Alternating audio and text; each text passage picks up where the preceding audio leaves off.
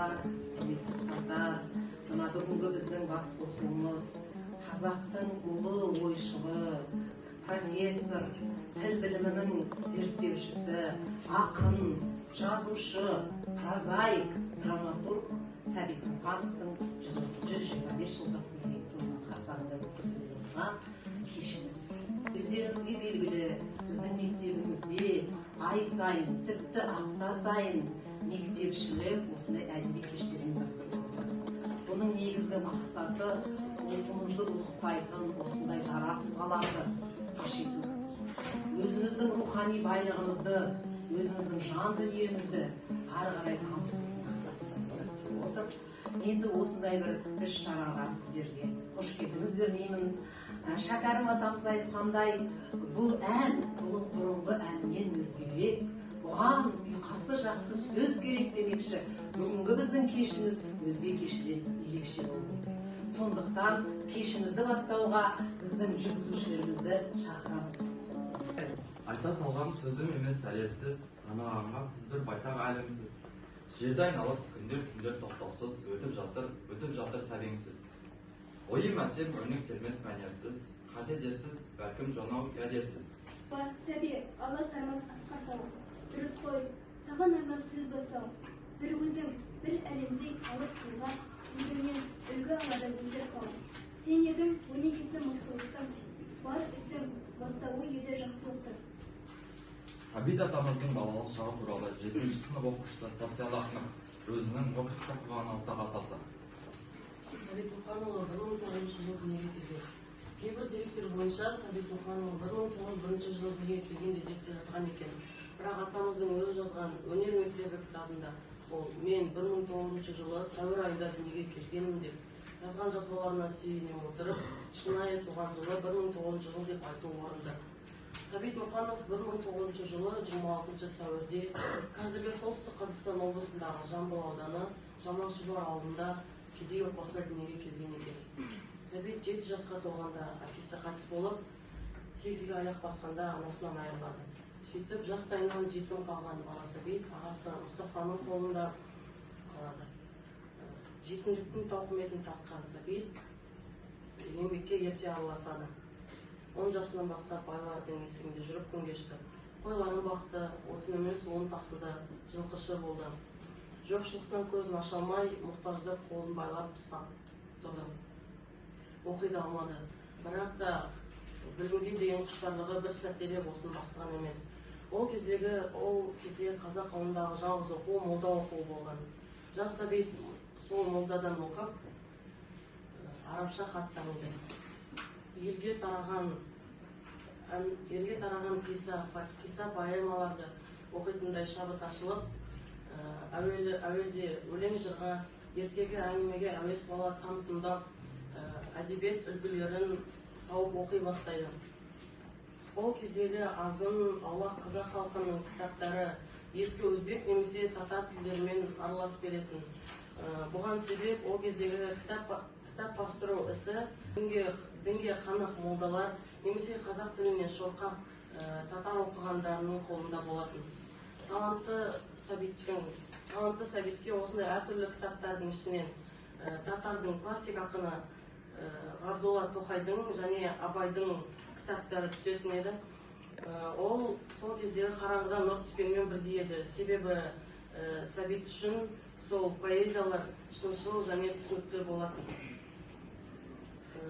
Абайдың және Тоқайдың шығармалары өте терең ойлы, өте нәрі мол, әрі өлеңдері Сәбиттің көкейіне кіріп, және Сәбиттің кейін шығармашылық, ақындық жолына түсуіне үлкен әсер етті. Сәбит Мұқанов атамыз өмірдің қиыншылығын көп көрген, бірақ мойымаған. Алға қойған мақсатын жету үшін тынбай еңбектенген жан. Өз бетінше ұмтылып, ауыл молдарынан хат таниды. 15 жасында қисса дастандар оқи алатын хәлге жетеді. Бұл дастандардың көпшілігін Сәбит ауыл ішінде көбінесе жұртқа айтып жүреді. Өлең шығаруға талпынады. Ел аузына ілігеді. Ауыл ішінде өлеңші бала атанады. Абай Құнанбаевтың 1909 жылы басылған өлеңдер жинағымен танысқан ол Абайдай ақын болуды аңсайды. Ал атамыздың жанды дауысын естіп, бір марқайып қойыңыздар. Сәбит Мұқанов ұлы тұлға Сәкен Сейфуллин туралы айтқанын бірге тыңдайық. Сәкен коммунистік партияның өте іскер, өзінің жолына берік, адал ұлы еді. Мен онымен 1922 жылдың күзінде таныстым. Сол жылы Сәкен маған Орынбордың рахбагына түсуге жәрдемдесті. Сол жылдан бастап өмірі біткенге дейін мен Сәкенменен жақын дос болдым. Сонда байқағаным, бұл кісінің таусылмайтын қайраты, жігері, өзі үкіметтің бастығы бола тұра, үлкен жұмыстарды басқара отыра, ол әрдайым жазушылық жұмысында мұтпай, оны да үнемі қадағалап атқарып отыратын еді. Құрметті көрермендер, сіздермен бірге сонау 70-ші жылдарға сапар шектік. Сәбит Мұқановтың туғанның бейнесін көрдік. Сонда дауысын естідік. Қайсаровты бабамыз Сәкен Сейфуллин туралы естеліктерді естідік. Ұлы іс істеу үшін де ұлы жол таңдап алусын деп бекер айтпауым екен. Енді жазушының алғашқы еңбек жолдарын қысқаша 9-шы Ә сынып оқушысы Ғазиз Сәбина таныстырып өтсе. Мен ұлы жазушы өмірдің хронологиялық кесте түрінде таныстыруды жөн көрдім. 1918-1919 жылдары Омбыдағы мұғалімдік істер білім алады. Еңбек жолын 1919 жылы ауылда мұғалім болып бастады. 1921-1922 жылдары Ақмола губерниясы мемлекеттік саяси басқармасының төтенше мақсатында әскери бөлімнің жауынгері болды. Ал 1922-1926 жылдары Орынбордағы жұмысшылар факультетінде оқыған. 1926-1928 жылдары Республикалық еңбекші қазақ, қазіргі Егемен Қазақстан газеті бөлімінің меңгерушісі. 1928 жылы Петропавл қаласының Кеңес ауылы газетінің редакторы және жазушылар бөлімінің жетекшісі болған. 1930 жылы жергілікті ақын-жазушылар шығармаларының негізінде жарыс альманахын шығарған. 1932-1935 жылдары Мәскеудегі Қызыл профессорлар институтының әдебиет бөлімінде оқыған. 1935-1937 жылдары Республикалық қазақ әдебиеті газетінің редакторы болып Қазақстан жазушылар одағын басқарған. Ал 1943-1951 жылдары екінші рет Қазақстан жазушылар одағының басқарма төрағасы қызметін атқарған. Сәбит Мұқановтың өмір жолы бізге үлгі өнеге. Иә, ол кісі ұлтымыздың мақтанышы, кемеңгері. Сәбит Мұқанов ұлтының әдебиеті ғана емес, тарихын, музыкасын да дәріптеген жан. Қазақтың қара домбырасында қастерлей білген адам. Қазір атамыздың музыка саласы туралы 8-ші А сынып оқушымыз білген онымен бөліссе. Сәбит Мұқанов жас пайынан әнге, күйге жаны құмар болған десек, бұл атамыздың көптеген сүйіп орындайтын шығармалар өте көп болды. Сол шығармалардың бірі Ада күйі. Сол күйді сіздерге ойнап берейін.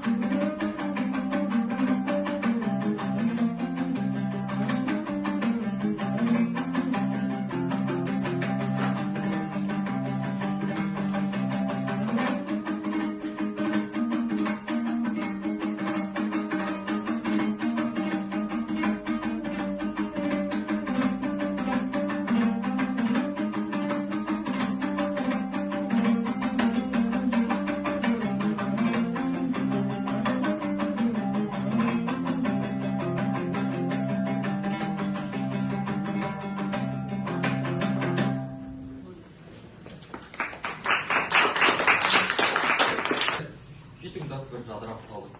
Оның ойшылдан қалам тартпаған сауықтар жоққа тең. Енді шығармашылығы жөнінде ой бөлісетін 9-ші Ә сынып оқушысы Баянбек Аңызов.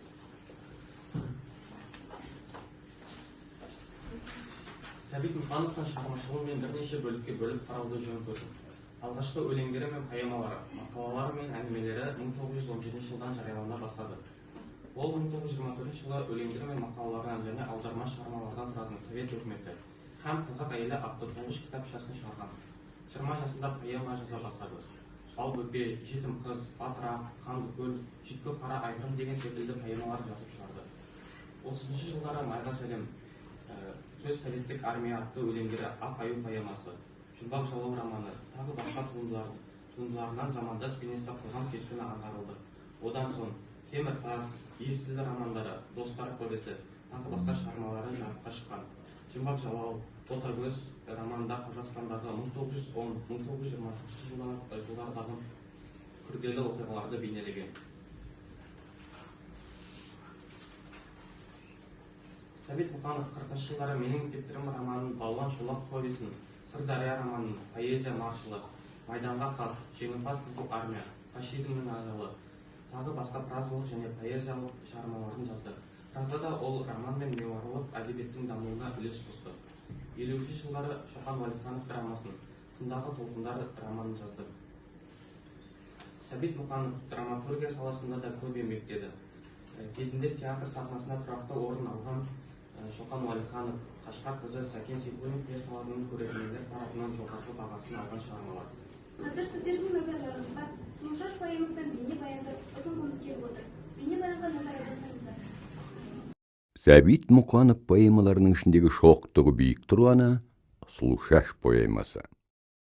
Халық ауыз әдебиетінде бұрыннан келе жатқан Сұлушаш туралы жыр үлгісінің негізінде жазылған поэмаға Сәбит Мұқанов жаңа сюжеттер, тың оқиғалар қосып, жаңаша көзқарас тұрғысынан қарап жырлаған.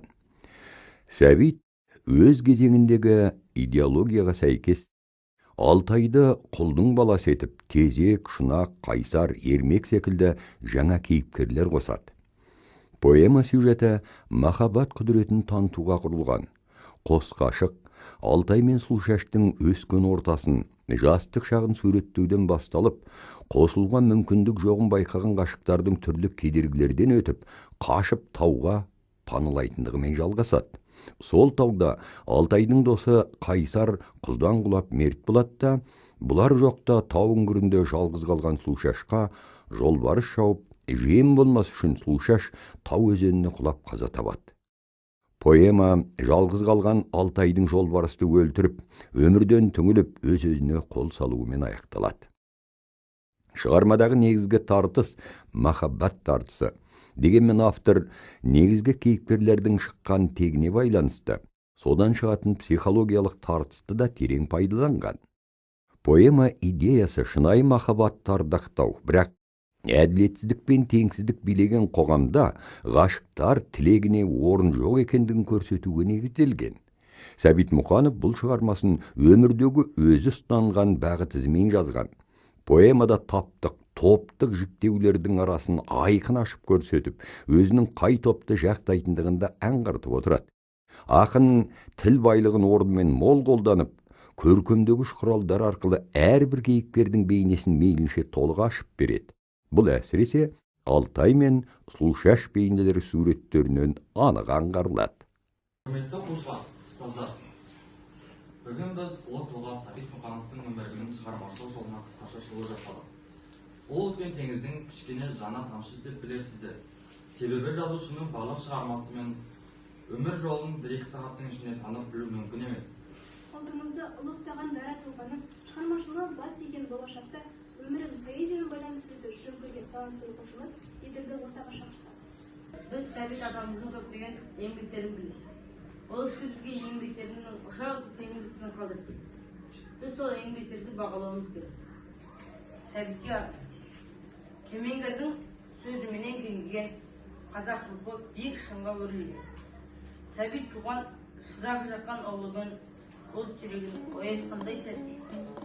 Қаламымен тарих сырын сөйлетіп, тұлпар сөзі тізгінде дәлелдеп, аналықтың дариясын кешкендей сан ғасырға сәуле шашты шоқ.